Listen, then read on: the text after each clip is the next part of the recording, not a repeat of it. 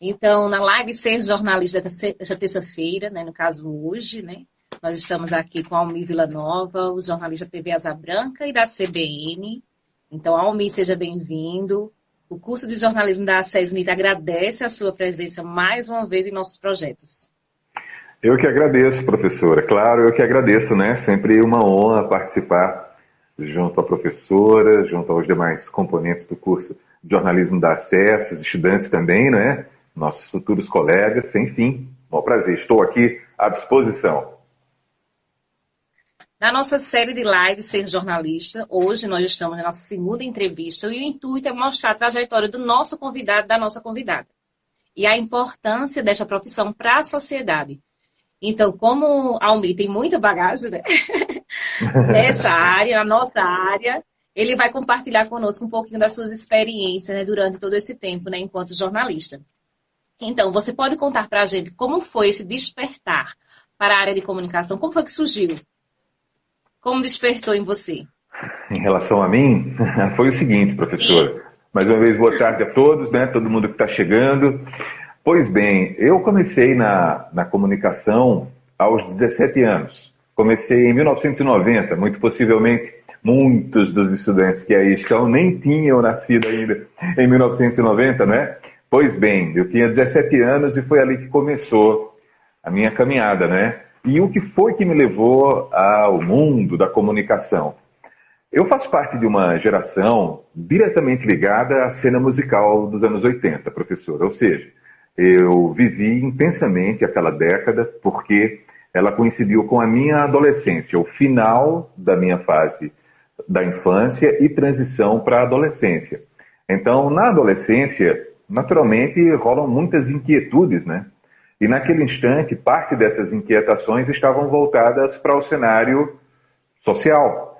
As músicas gravadas pelas bandas que fazem parte da minha geração sempre trataram dessa temática. E são bandas que eu tenho o maior prazer, primeiro, de ainda guardar os meus discos originais, né? Meus LPs, meus vinis. Desde então, desde lá, eles seguem comigo e, ao mesmo tempo, muitas dessas bandas continuam em atividade, continuam produzindo e continuam com as antenas ligadas para captar o que acontece por aí.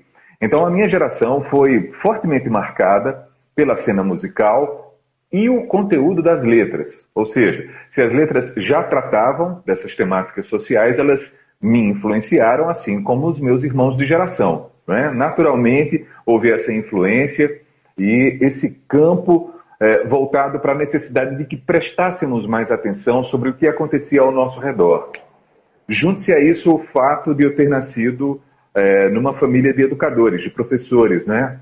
Eu sou filho e irmão de professores, então o ambiente de lá de casa sempre foi muito escolar. Muitos estudantes iam até lá para falar com os meus familiares, né? Para tirar dúvidas sobre as disciplinas, enfim, e muitos professores circulavam lá em casa também. Então esse ambiente da sala de aula era muito presente na sala de lá de casa. Então, juntando esses elementos, os professores, amigos dos meus pais e irmãos, sempre estavam discutindo alguma coisa para além do conteúdo, né, das disciplinas, enfim. Então, os assuntos também eram muito voltados para as questões sociais. É preciso lembrar, e é importante trazer esse dado, a minha geração, ela cresceu ainda quando esse país vivia um regime de exceção. Eu nasci dentro desse regime, eu me lembro dos presidentes que faziam parte daquele ciclo do regime militar, por exemplo, Geisel, né, Ernesto Geisel, eu alcancei quando ele ainda era presidente, muito pequenininho, mas lembro das aparições dele e lembro também do presidente que veio na sequência, que foi João Figueiredo. Então, a minha geração assistiu aos dois generais que estavam à frente do poder central do país, né, e todas as implicações que existem dentro desse cenário. Então, essas coisas foram, de alguma forma, entrando na minha vida e na minha percepção das coisas e desaguaram na música, né? Houve uma grande confluência com relação ao que era produzido musicalmente. Então, como eu ouvia, assim como ouço muito rádio, então tocava na FM justamente aqueles discos que eu tinha, não é? E as bandas que eu gostava. Era esse o cenário musical também nas rádios. Então, eu ficava em casa assim pensando, nossa, deve ser o melhor emprego do mundo, né? você trabalhar numa rádio, porque olha só, você vai estar ouvindo as músicas que você gosta, você pode falar a respeito das letras dessa música e um monte de gente vai estar lá também, de alguma forma, tendo relação com aquelas letras e a respeito dos temas que eram abordados ali. Então, em casa mesmo, ainda pequeno, ali no finalzinho da infância, transição para a adolescência, papai me deu um microfone e eu ficava com esse microfone ligado lá na radiola, ou seja, naquele equipamento que alguns talvez não conheçam, mas que tocava o disco, tinha o espaço para fita cassete e tinha as estações de rádio, né? Então eu gravava muito da programação de rádio e às vezes as músicas que eu gravava, quando eu ligava o microfone depois de gravadas, eu ficava tentando imitar os locutores que eu ouvia, né? E aí fui criando ainda mais afinidade com o veículo. Chegando à adolescência e tudo, chegou uma segunda emissora de frequência modulada aqui em Caruaru, que foi a Metrô FM. Isso aí eu estou falando de 1989, né? Eu tinha lá os meus 16 anos, e quando foi em 1990 surgiu, graças a Deus, essa oportunidade de fazer parte da equipe de locutores da Metrô FM, né? Que tem uma programação sensacional também, muito voltada para a música popular brasileira e para o que era produzido com as bandas de rock, né? As quais eu mencionei no comecinho dessa resposta. Então, foi assim que tudo foi no rádio e foi aos 17 anos. Que maravilha, né? Então, essa afinidade com o veículo veio desde lá, né? Da transição, né? De criança para você, né? Adolescente, e trazendo a música, não só com a música, no sentido assim, de curtir a música, mas o que a música representa para a gente. Qual a mensagem que a música traz para a gente. Então, isso é bem interessante, que já traz um olhar, já, digamos assim, do jornalismo em relação a essa realidade. E o que você poderia contribuir, né, em relação a não só passar e tocar a música, mas falar sobre. Então, adorei. Aí a gente vai revivendo, né? Eu sou da década de 80 também. Você vai revivendo como é que a gente escutava a música. Qual era o sentido, né? De seguir determinada emissora. Tudo tem um porquê, né? E tem as contribuições, né, dessa área de comunicação para a sociedade, realmente. Então, observando o rádio, né, como um veículo que está presente no dia a dia do cararuense, na sua vida, literalmente, né? Desde lá do início, né? Faz parte do início da sua trajetória. Como você destaca as funções exercidas lá, na década de 90, né, que foi com 17 anos por aí, não foi? E as de hoje? Teve muita mudança? Como é que você pode fazer esse parâmetro para a gente conhecer um pouquinho mais, não só das funções exercidas lá, na década de 90 e hoje, mas um pouquinho mais de Almir Villanova enquanto radialista? Muita coisa mudou, né, professora? Mudou, principalmente na virada da década de 1980 para 1990, sobretudo a respeito da produção cultural / musical veiculada nas emissoras de rádio, né? Houve uma mudança muito grande. Então, outros gêneros começaram a ser veiculados também, de música brasileira, mas com outras linguagens e com outras, vou dizer, abordagens, né? E isso fez com que ficasse muito diversificado, inclusive o espaço do dial, né? O espaço da sintonia, das emissoras, enfim. Cada uma foi criando o seu público, não é? E assim, algumas com um perfil, digamos, mais popular, não é? Mais abrangente, tocando tudo, outras tocando algo que hoje a gente trata como segmentado, né? Mas emissoras mais específicas. Então, isso foi mudando, né, muito lentamente, assim, de forma muito profunda. E acredito que isso mudou também a forma das pessoas pensarem, não é? Porque eu fico tomando como parâmetro isso que é com a geração, com a nossa geração, nos anos 80, né? Ou seja, o que a gente recebia de informação e aquilo funcionava para a gente como um espelho, né? Para a gente refletir a respeito das coisas. Como nos anos 90 houve uma mudança muito perceptível a respeito do que era produzido e executado nas rádios, houve também uma mudança do comportamento social, né? Então, a partir da década de 1990, já era possível perceber algumas mudanças comportamentais e até de entendimento em relação ao que vem a ser música. E eu percebo muito isso até hoje, né? Assim, há quem tenha realmente o entendimento de que música é mero entretenimento, né? Então, para nossa geração, para minha geração, não é bem assim. A gente tem uma outra perspectiva, né, relacionada a essa produção, e isso também impactou na questão das modalidades de programação do rádio. Do ponto de vista jornalístico, eu acho que isso foi também mudando bastante, né? Ou seja, as emissoras foram procurando também tratar dos assuntos do cotidiano, né, de uma forma, digamos, mais canalizada. E eu comecei na Metrô em 90, existiam os boletins informativos, havia uma redatora, lá na metrô era a Jerusa, era a nossa redatora. Então, assim, havia, né, os boletins informativos. Mas hoje a gente percebe, isso já a partir dos últimos anos, que isso também assumiu um outro caráter, ou seja, as rádios começaram a ter programas jornalísticos, né? Ou seja, mais tempo, não apenas o boletim diluído na programação, mas ter programas jornalísticos, né? O que é muito importante. E isso foi herdado da AM, né? Do rádio AM, que a proposta inicial do FM era mais musical e da AM mais informativa, né? Voltada mais para a informação o tempo inteiro, com pouca música. E depois a FM também foi absorvendo isso, né? Esse perfil mais informativo, com mais programas jornalísticos. E isso até hoje a gente percebe, né? Que foi mudando muito, o que é muito importante também, porque ficam mais espaços, né, para divulgar informações. Então, falando um pouquinho da sua trajetória, né, enquanto radialista, desde lá do início, a gente pode destacar um pouquinho em relação à sua graduação. A Almi é graduado em Comunicação Social com habilitação em jornalismo. E o seu trabalho de conclusão de curso, o famoso TCC, né? Que quem passa pela graduação participa, né? Constrói esse projeto, foi sobre Nelson Barbalho. Como se deu a construção desse projeto e em que resultou? Nelson Barbalho já está ligado à minha vida também desde o ambiente da minha casa, professora. Ou seja, lá em casa já havia, né, essa relação dos meus pais, sobretudo, né, dos meus irmãos. Eu tenho 2 irmãos mais velhos, eles também, é claro, mas assim, já havia esse tipo de presença da figura de Nelson Barbalho, né? E já a partir do meu avô paterno. Porque Nelson fazia muita pesquisa, como a gente sabe, e essas pesquisas também se davam, para além da parte documental, tinha muito de fonte oral. Ou seja, ele pesquisava também as pessoas da cidade, a relação dessas pessoas com a cidade e o que elas conheciam e o que elas traziam de memória afetiva, né? Então, o meu avô, muito possivelmente, esteve nessa de conversas de Nelson, né? Porque ele procurava sempre as pessoas também de mais idade para ouvi-las e tudo, para tentar recuperar parte da nossa história. E o meu avô tinha livros de Nelson Barbalho. Nelson fazia... Tá cortando para vocês aí? Eu não Para sei se mim está não. cortando só para mim.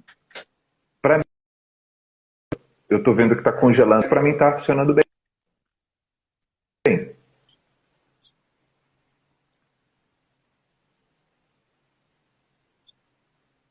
Eu continuo, Aqui tá cortando um professora? pouquinho, não sei se foi para mim.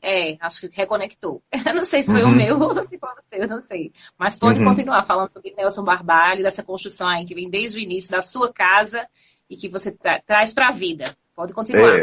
Então, assim, ele fazia essas pesquisas, né, de ordem oral, e aí, ao mesmo tempo, depois, ele, quando lançava os livros, entregava, né, presenteava alguns exemplares com as pessoas que tinham lhe servido de fonte. Então, de certa forma, havia essa relação com o meu avô paterno, né, materno, aliás, meu avô materno. Então, assim, com isso foi que se constituiu já a minha ligação ainda ali na fase da infância para a adolescência em contato com essas questões. Porque lá em casa também se falava muito sobre a história da cidade, né? Sempre era uma conversa que estava presente no almoço, estava presente no jantar, né? E aí vinham essas figuras, né, que ajudaram a construir a nossa memória. Então, para o TCC, quando eu prestei vestibular e fui fazer o curso de jornalismo, eu já sabia que o meu trabalho de conclusão de curso seria voltado para Nelson Barbalho. Isso para mim já era muito claro, mesmo antes de começar o processo de aulas mesmo na faculdade, né?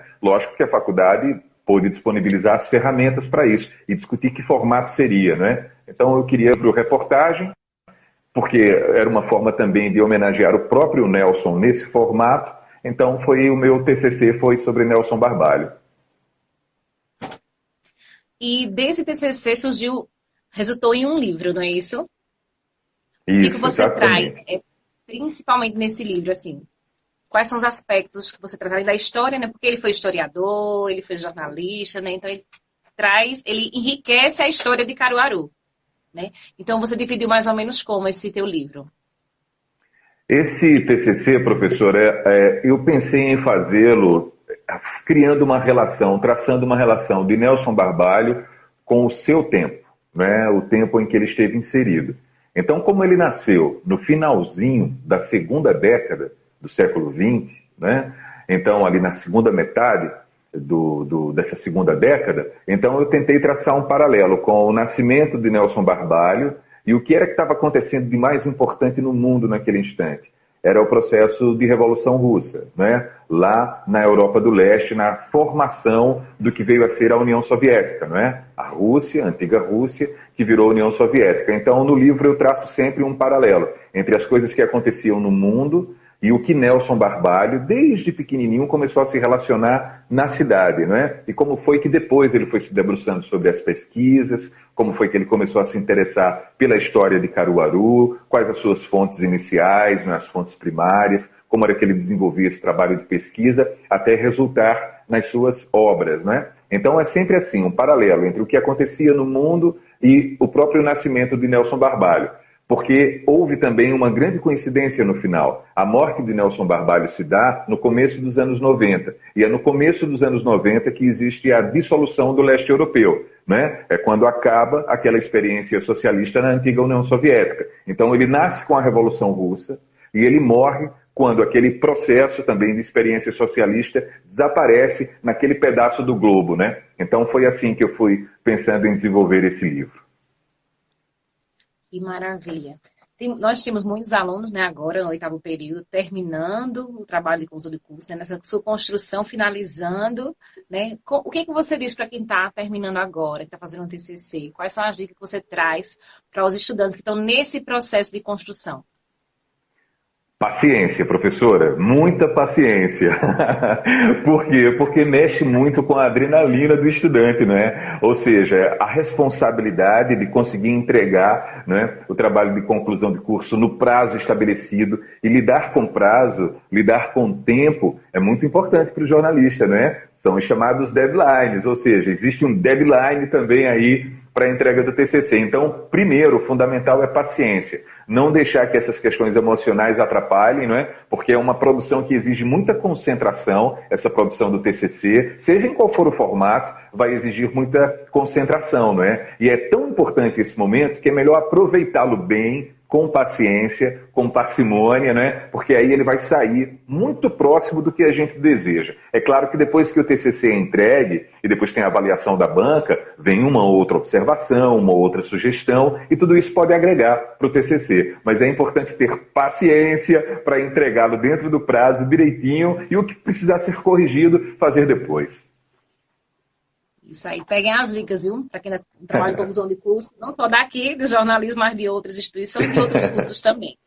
Então, nessa trajetória, né, em ser jornalista, além de Nelson Barbalho, que é uma figura que você destacou, né, em seu TCC, destaca nas suas entrevistas, que a gente observa bastante, quais os jornalistas que mais representaram ou representa para ti um jornalismo que encanta? Que você tem assim consigo? São dois jornalistas, inclusive daqui de Caruaru mesmo, assim. Eu acho que eles são exemplares e estão muito presentes assim na minha vida, para além da profissão. Não é? Um deles é Souza Pepeu, não é? Eu citaria Souza Pepeu pela capacidade dele de entendimento das coisas que aconteciam também dentro do seu tempo, do tempo dele, a forma como ele participou também dessas questões relacionadas ao seu tempo, dentro da produção jornalística e também na condição de cidadão. Então, Souza Pepeu seria a minha primeira citação em relação a esses jornalistas importantes. E o outro, Celso Rodrigues, não é? Pela capacidade da escrita, pela capacidade do raciocínio, pela capacidade da percepção também das coisas que estavam ao redor dele. Então, eu citaria esses dois jornalistas assim para tentar simbolizar os jornalistas pelos quais eu nutro muita admiração. Que bom.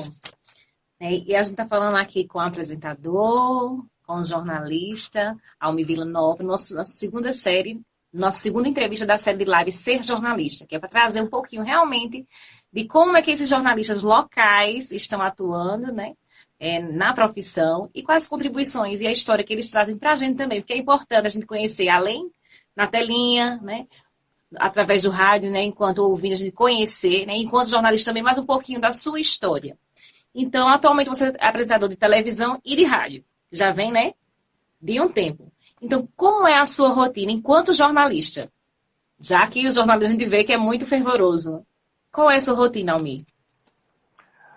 A rotina assim, é bem dura, não é? Porque assim, é necessário entender, e eu acredito que os estudantes aí do curso de jornalismo da ACS e demais estudantes, né, entendam e já tenham compreendido isso durante as aulas com os professores, né? Os professores devem sempre estar falando, né? Olha, exige muito da gente no dia a dia e tudo, não só em relação às notícias em si, né? Mas em relação a uma rotina de vida, né? Então, assim, pelo menos no meu caso, pela condição do horário, né? Porque existem vários turnos com várias redações formadas por aí, mas nesse momento e já há algum tempo, eu levanto muito cedo, né? Bem cedo. Eu às vezes levanto antes do sol. Quando o sol está chegando, eu já estou dando um tchauzinho para ele, indo para o trabalho. Então eu levanto muito cedo, né? E chego em casa por essas horas, depois das 4 da tarde. Então, a rotina é assim, é bem puxada mesmo com relação a essa disponibilidade física e mental, né? Mas faz parte, ou seja, como eu comecei aos 17, lá na metrô, então, poxa vida, né? Então ali eu já tinha essa noção de que é preciso ter disciplina com os horários e tudo, então eu tento cumprir, né, com todos esses processos que fazem parte da profissão, eu tento cumprir fielmente, né? E aí é assim, é uma rotina bastante puxada do ponto de vista da dedicação e de tempo, porque a gente sabe que não há final de semana, dia do aniversário nem sempre a gente pode comemorar, né? Às vezes aniversário da família também, a gente precisa estar ausente, porque faz parte, né? É do ofício, então tem que ter essa compreensão para não ficar frustrado depois, né? Porque a gente vai ver um monte de gente, os nossos amigos saírem para se divertir, né, os nossos parentes também, e às vezes a gente não pode, mas tem que compreender que faz parte, né, do processo. Isso, maravilha. E aqui tem muitos comentários, viu? É porque eu não pude interromper, Opa. mas tem bastante comentário. Valéria Barbalho destacou, a filha de Nelson Barbalho, né? Comentou que o Nossa, pai que deve honra! estar muito feliz com a live. Ah, nossa, feliz está esse coração, Valéria. Um beijo para Valéria Barbalho. Eu me sinto assim, professora, tão honrado, sabe, em ter tido a oportunidade assim de conhecer, né, uma filha, né, um pedaço tão representativo de Nelson Barbalho, né, e conhecer assim, de conversar, sabe, de ouvir, de ela contar histórias também do pai em casa, coisas que não estão nos livros, né, mas que Valéria conta tão bem. O maior orgulho. Beijo de novo para Valéria, com todo carinho e admiração. Muito bom. Tem aqui mais, ó. Tem Caruaru 24 horas. É um exemplo a ser seguido. Opa! Tem uma pergunta, não sei se é possível. Pode colocar as perguntas, viu, gente? Aqui no comentário. Pode sim. Almi, na sua opinião, ter a mesma consciência no tempo em que se vive como Souza Pepeu, no mundo como o de hoje, tão plural e inconstante, é possível ter a mesma consciência do que Souza Pepeu, hoje em dia? Eu acho que é mais ou menos isso. No mundo de hoje tão plural e inconstante, eu acho que é isso. Ter consciência, tentar ter a mesma consciência de Souza Pepeu? Isso, nos tempos de hoje. Eu acho que sempre é possível, professora. Quem foi que fez a pergunta, professora? Já passou aí rapidinho, não é?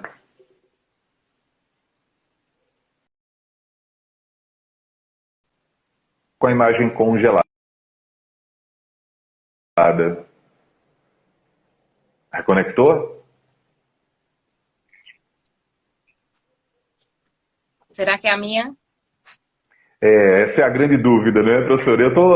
Pelo menos aqui o meu retorno tá bacaninha, tá tranquilo. Só congelou um pouquinho aqui o vídeo da professora, mas eu acho que restabeleceu, né? Então eu vou responder, própria, professora. Né? Pode ser. Deu para responder. Então, assim, eu acho que é possível. Né? Não é? Que é possível, né? Engraçado. Engraçado, para mim, congelada a professora. Mas vamos seguindo. Então, em relação a essa questão se é possível ter consciência, eu acredito, professora, que é possível sempre ter consciência. As coisas são bem complexas hoje, mas elas não foram menos complexas ontem. Elas são complexidades que atendem a determinados momentos da história, né? Então a gente está vivendo um momento também extremamente complexo, mas já houve complexidades também num passado recente, num passado remoto. Eu acho que em cada época, né, surgem seus obstáculos, surgem suas dificuldades, mas eu acho que há sempre a possibilidade da gente tomar consciência. É importante, inclusive, que essa consciência seja alcançada cedo, não é? O mais cedo possível. Porque, às vezes, a tomada de consciência numa determinada idade pode prejudicar o ser humano que despertou naquele momento.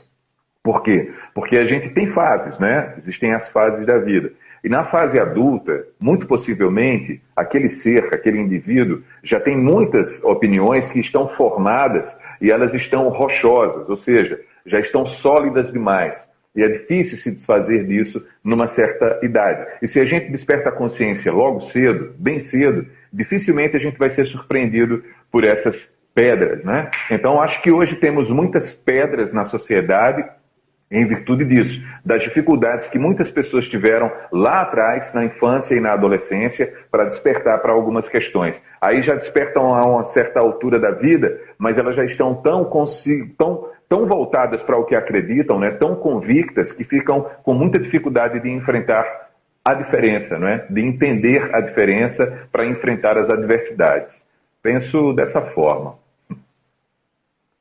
Vou ler os comentários aqui, aproveitar, né, o momento, a deixa, e destacar aqui. Teve essa pergunta, Fatinha destacando a cultura, muita cultura. Grande Almir, Matheus Antunes, excelente profissional, um grande amigo. Muito do que sei hoje foi aprendendo de perto com seu exemplo. Oh, poxa vida, obrigado, Matheus. Fabrício Arquimedes, né? Deixa aqui, que subiu aqui, tá chegando mais comentários. Grande abraço ao meu amigo e exemplo de profissional, Almir Vila Nova. Laís, também, que foi a estagiária. Vamos trabalhar e aprender com Almir. Deixa eu ver mais. Que legal. Clebson, parabéns pela pessoa que você é, Almir Vila Nova. Então, tem outra perguntinha aqui. De Giovana Viana, nossa estudante. No jornalismo, nós temos muitas histórias emocionantes. Em muitas matérias e reportagens. Tem alguma que mais te marcou? Comente com a gente Isso, é Giovana mesmo. Que legal, bacana, que legal, que joia. Boa tarde, Giovana. Que prazer encontrá-la por aqui também. Pois é, são muitas reportagens realmente assim, muitas histórias que tocam a gente, são histórias comoventes e tudo. Eu não teria, assim, Giovana, uma, né, que marcou. É difícil, viu, selecionar uma, assim.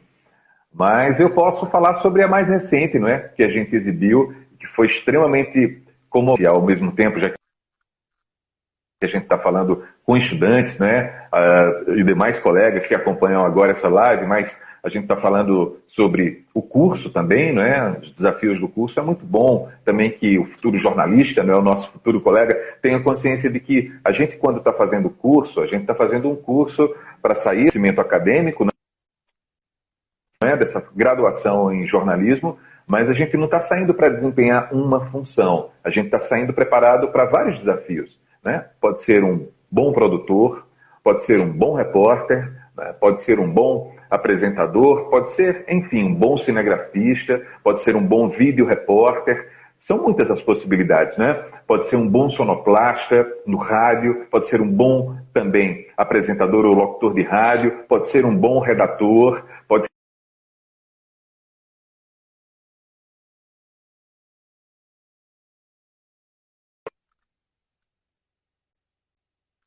sobre a pergunta dessa questão da reportagem mais emocionante, né? É difícil escolher uma, mas eu posso citar a mais recente, que foi uma história de uma moça chamada Cleide, né? Lá de Arco Verde. A Cleide teve uma infância super difícil, assim como milhões de brasileiros, né? Nasceu numa família muito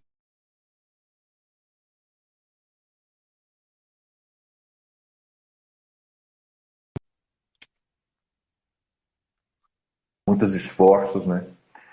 Para poder pagar a faculdade, curso dela na faculdade de letras, né?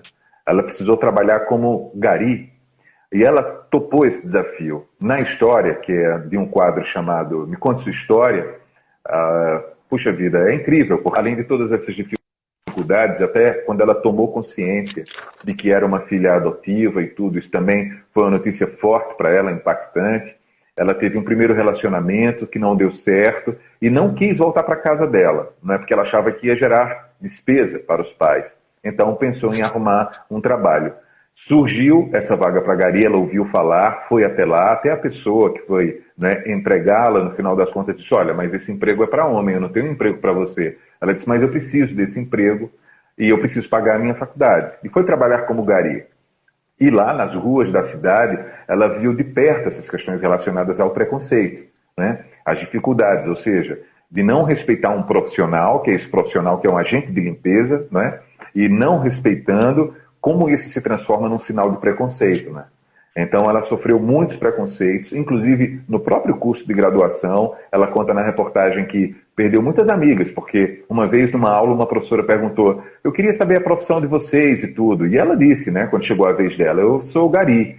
E aí ela percebeu que algumas amigas se afastaram dela, pela condição profissional que ela estava naquele instante. Mas isso não a fez desistir, né? Ela sentiu muito esse golpe da vida também, mas foi em frente.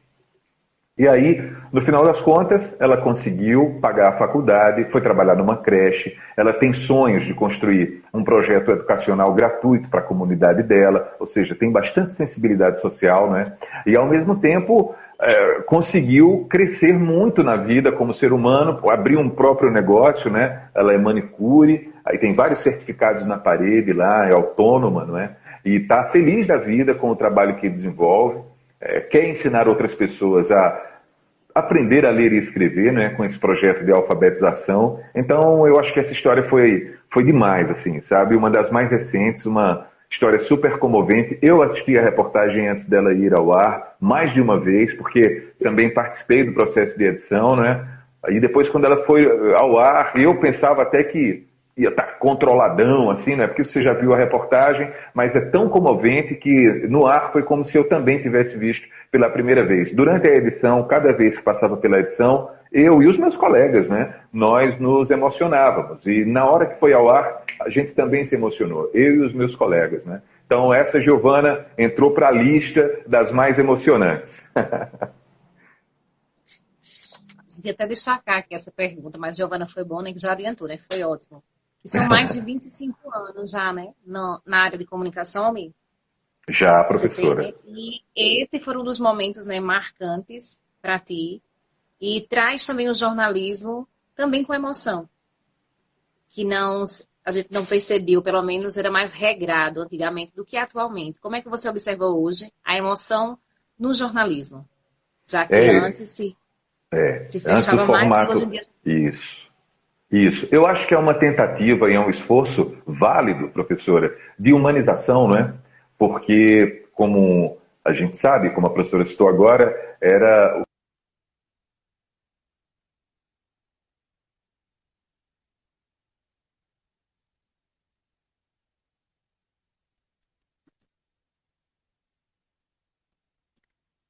Eu não sei se para você está funcionando. Voltou, professora? Eu acho que é aqui a minha internet, tá? Porque eu acho que travou, mas pode continuar, voltou. Voltou, né? Continua, Pronto. continua. Eu acho. Vocês podem colocar aí nos comentários, viu? Quando travar, diga aí. Mas pode continuar. O pessoal acompanhando, É, tá ótimo.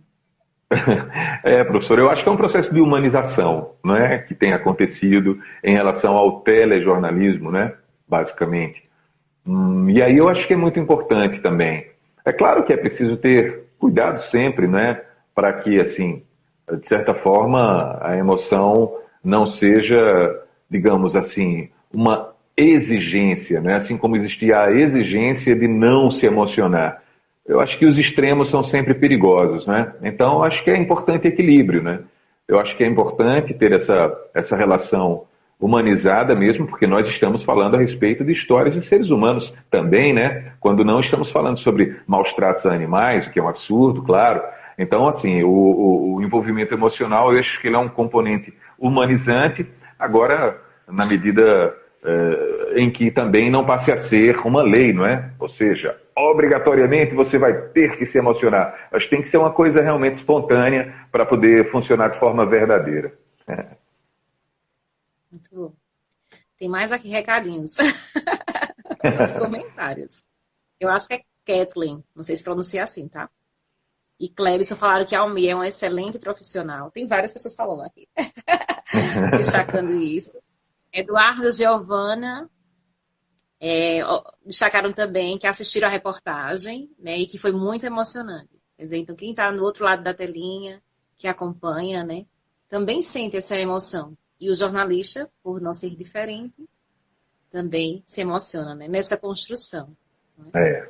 Então, deixa eu ver se tem um recadinho aqui. Tem, boa tarde. Tem Pedro também está aqui. Nosso egresso, Pedro Hierro. Ótima live. E Jana destaca que o diferencial de AME é saber se colocar no lugar do outro. Oh, puxa então, vida, obrigado. Muitas afirmações aqui. Obrigado, puxa, que honra. Ser um grande profissional, um grande ser humano, né? Interessante. Então, faz parte do perfil de AME, porque várias pessoas, né, como a gente também dá a SES Unida, dentro do curso de jornalismo, sempre observa isso e destaca. Até em nossas aulas, viu? Como a Almi é centrado, como ele é calmo, como ele traz o seu conhecimento de uma forma tão leve, como ele contribui com as pessoas, né? De uma forma tão espontânea. Então, isso também está aqui nos comentários, tá vendo? Que não sou a gente do curso de jornalismo, não. Tem outras pessoas também que têm esse mesmo olhar em relação a você. Viu? Então, nós agradecemos por essa contribuição enquanto jornalista. muito obrigado, muito obrigado.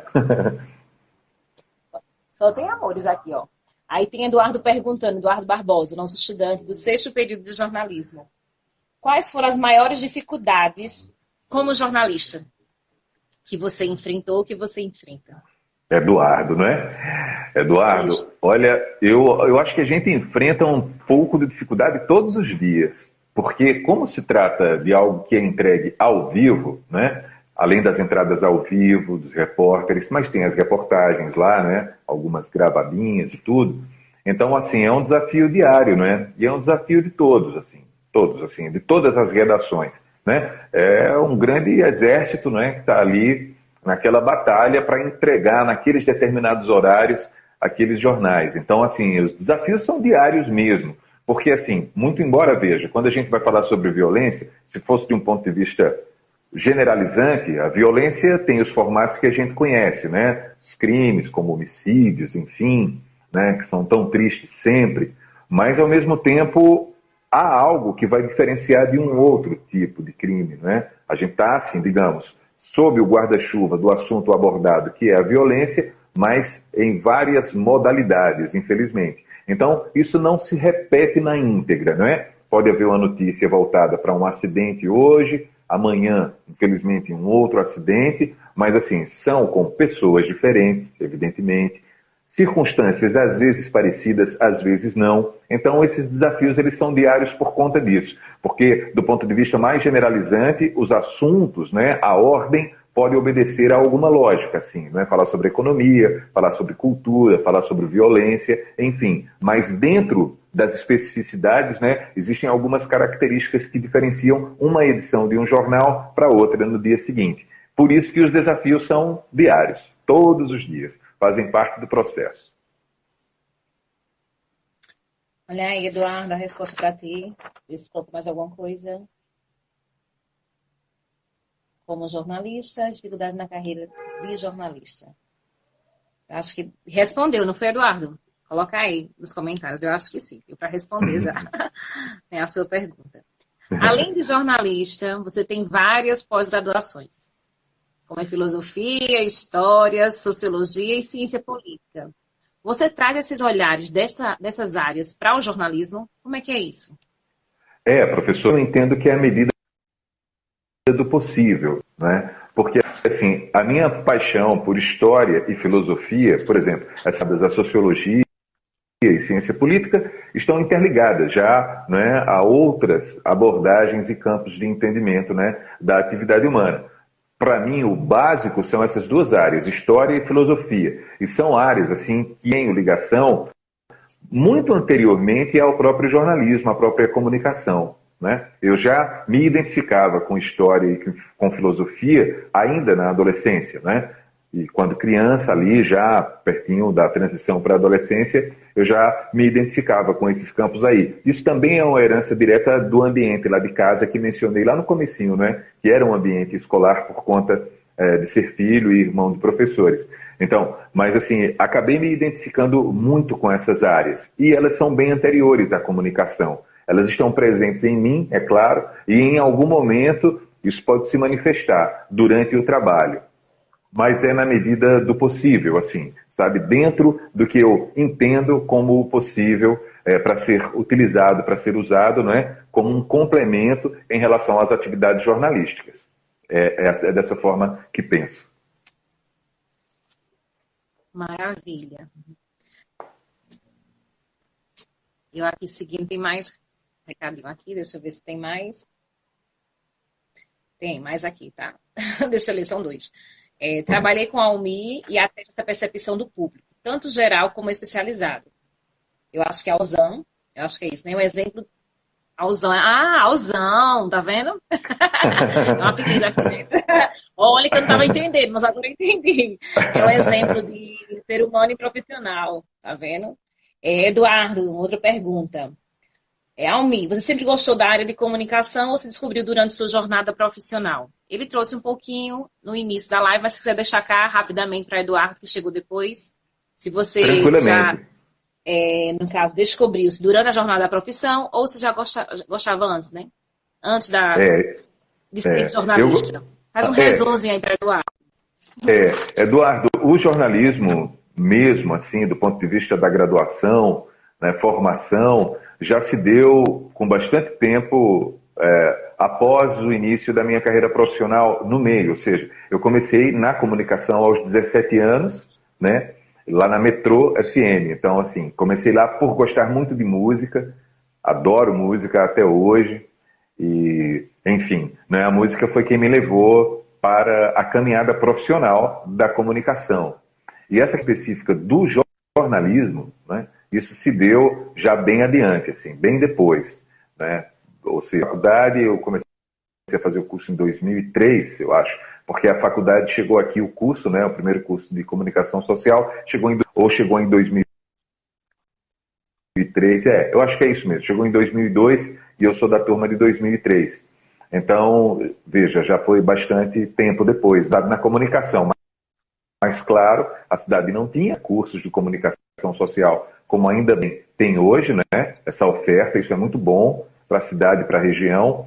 Então, quando chegou o curso, eu fui fazê-lo, né? E isso foi importante para que novas ferramentas pudessem surgir, né, durante a graduação, para serem utilizadas também profissionalmente, né? Ajudou a fazer o curso, claro, né? Toda graduação é importante, enfim.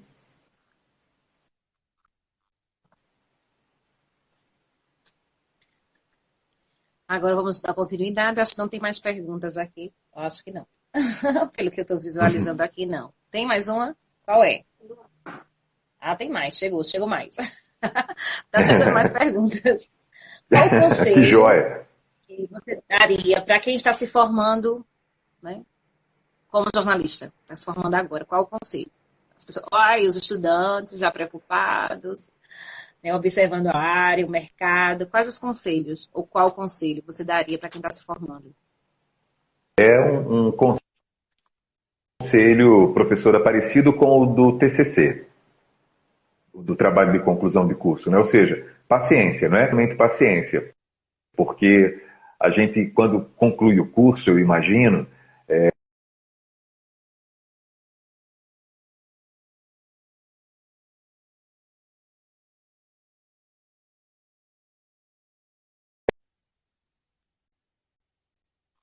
na faculdade. Então, eu acho que é preciso ter paciência, entender, não é, a circunstância, ou seja, o momento que o país vive, como um todo, que o mundo inteiro vive, para a gente saber que vai surgir essa oportunidade, a gente precisa estar atento, né? Os estágios são muito importantes, ficar atento a essas portas que se abrem, se dedicar sempre e não imaginar que essa dedicação vai estar sendo algo importante só no início da caminhada. Essa dedicação ela precisa ser um combustível permanente, né? Não só nesse momento inicial, quando a gente termina o curso e vai começar a carreira. É necessário ter sempre, né, essa mão que nos impulsiona, né, para frente, né, ligada à dedicação. Então, é um caminho importante Lembrando sempre que é preciso ter paciência. Mais cedo ou mais tarde a oportunidade vai surgir, é só a gente não desistir e enxergar essas oportunidades, né, e tentar abraçá-las também. Isso. Dá para me escutar direito, né, gente? Falhou um pouquinho, viu? Nossa live hoje aqui travou um pouquinho, mas vamos seguindo, tá chegando já ao fim, né? Então, como você vê a profissão? Dá para escutar? O comecinho, a professora perguntou assim: atualmente, do jornalismo.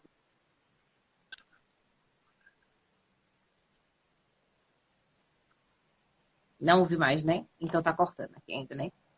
Bora. Vocês vão dizendo aí, viu? Se tá conectando, se não tá bom. Travou um pouquinho, professora. Travou um pouquinho, a professora refaz a pergunta, por favor. Vou refazer agora. Como você vê a profissão de jornalista atualmente diante da pandemia? Qual a importância do jornalismo nesse momento?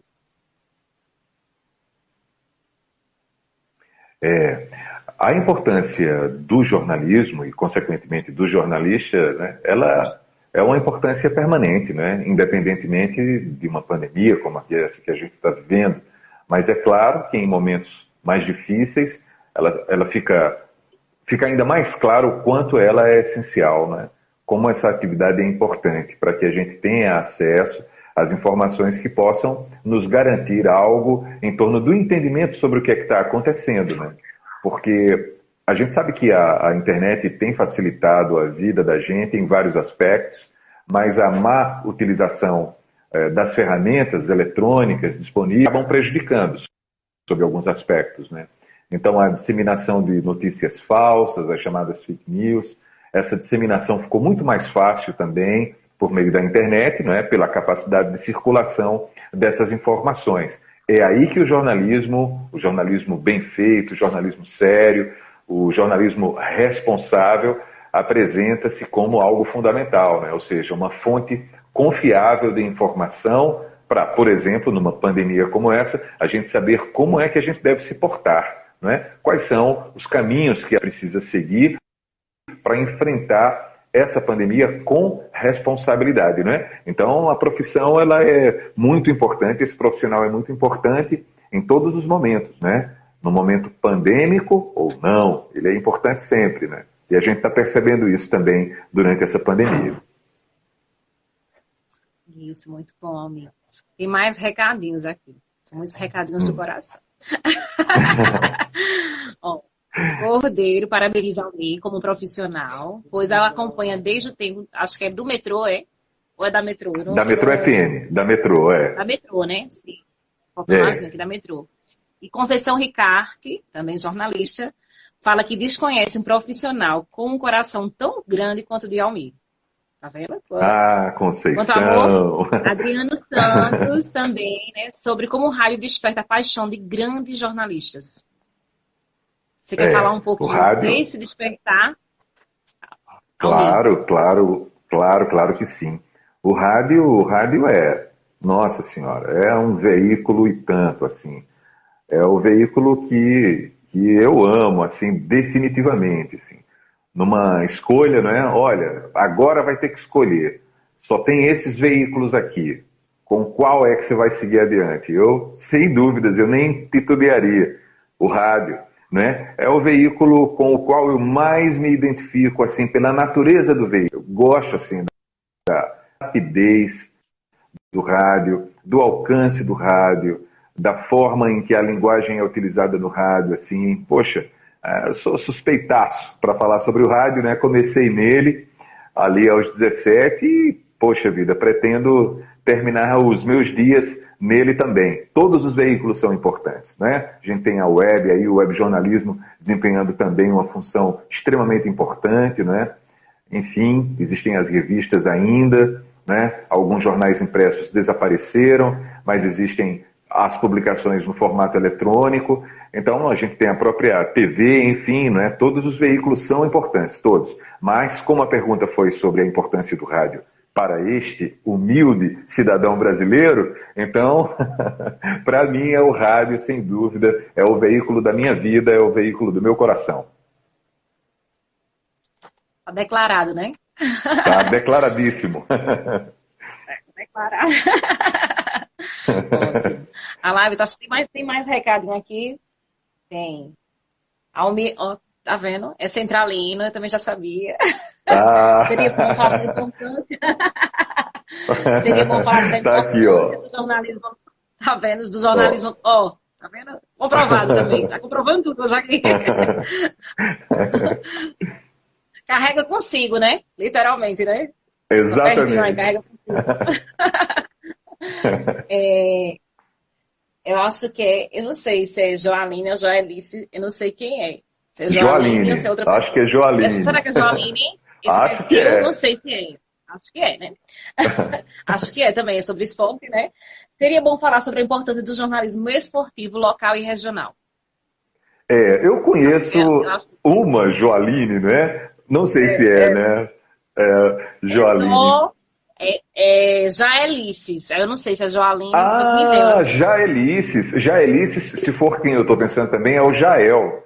Né? Enfim, Jael e Joaline eu conheço os dois. Jornalistas tá. também. Qual é a pergunta de Jaelices, que eu acho que é Jael, então? Pronto, é porque eu não sei o perfil, né? Mas falar sobre a importância do jornalismo esportivo local e regional. Para você destacar. O jornalismo esportivo a gente sabe que a prática esportiva, fora todas essas questões ligadas à saúde, à qualidade de vida e tudo, né, tem muito a ver também com a chance, né, que é dada a determinadas pessoas de conseguirem uma vida melhor. A gente vê muito isso no futebol, que é um esporte super popular, mas existem outras modalidades esportivas também.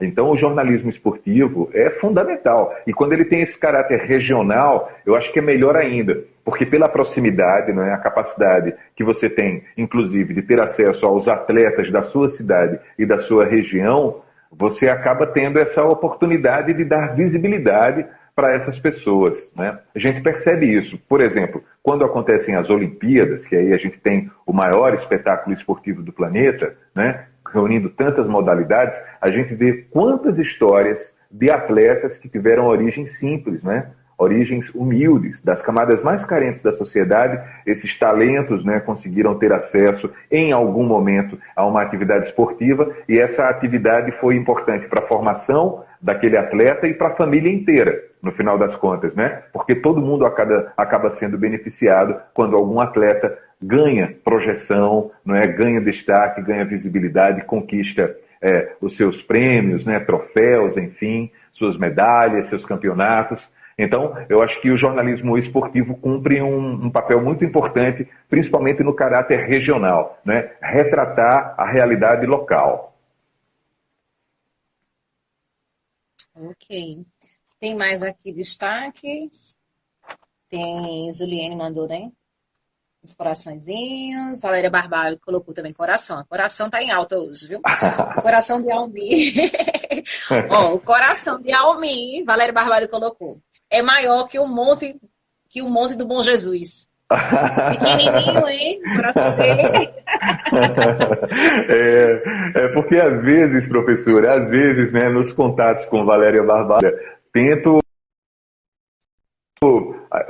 criar alguma referência na mensagem, às vezes, né, no contato com ela, com passagens dos livros de Nelson Barbalho, né? Então, assim, às vezes tem essas questões. Tem uma obra de Nelson Barbalho, assim, que reúne, né, essas nordestinidades e tudo, né? São as nordestinidades, é o título de um dos livros de Nelson. Então, aí às vezes eu tento utilizar como metáfora, né? Aí às vezes Valéria, com a sua generosidade, devolve nessas metáforas falando sobre isso, né? O tamanho do monte. Que legal, que legal. Nós agradecemos muito pela sua participação. E vamos encerrar com a última pergunta, que é sobre a nossa série, Ser Jornalista. Então, Almir, para você, o que é ser jornalista? Para mim, ser jornalista é a oportunidade de ajudar as pessoas que enfrentam dificuldades, seja em relação à vida cotidiana, os bairros onde moram, seja ajudar a também desenvolver talentos, habilidades, porque muitas pessoas às vezes têm algum talento guardado e às vezes encontram inspiração a partir das histórias de outras pessoas, que às vezes elas não tiveram contato, seja porque não são da mesma cidade, seja porque simplesmente não tiveram a oportunidade de uma conexão, não é? Então, eu acho que o jornalismo está aí para ajudar as pessoas e ajudar a construir uma sociedade que tenha alguns valores que são universais, mas que nem sempre são percebidos outros, né? Então, acredito que essa é que é a principal função do jornalismo e, consequentemente, do profissional, né, do jornalista, seja na sua cidade, no seu estado, no seu país, no lugar em que ele está no mundo. Penso assim, professora. Então, Almir, agradecemos a sua presença, todos, né, todas essas partilhas, né, nesta terça-feira conosco, nessa live Ser Jornalista, e é para a gente conhecer um pouquinho mais o que é o jornalismo local, regional, o que é ser jornalista, né, como é seguir, como é estar nessa profissão. Aqui tem várias mensagens, né, deixa eu verificar se eu contemplo ainda alguma. É o cara que mais aperreia você na TV, Eliakim. Eliakim também está aqui, Clodoaldo está aqui. Aí, tem muita gente aqui. Boa noite, Almir. Então, muita gente aqui. Então, Almir, bastante querido, né? Então, é um jornalista querido, né? Pelos telespectadores, pelos ouvintes, pelos colegas, pelos amigos jornalistas. Então, nós agradecemos pela sua contribuição conosco, né? Com nós, caruaruenses. Então, Almir, nossa gratidão. O curso de jornalismo da ACES agradece a sua presença e esperamos nos encontrar, né, outras vezes. Um forte abraço. Se Deus quiser. Muito obrigado, professora. Muito obrigado mesmo. Muito obrigado a todos os estudantes do curso de jornalismo da ACES, todos os demais estudantes, eventualmente aí de outras instituições, né? Todo mundo que participou, muito obrigado de todo o coração. Um beijo bem grande e estou sempre à disposição. Tchau.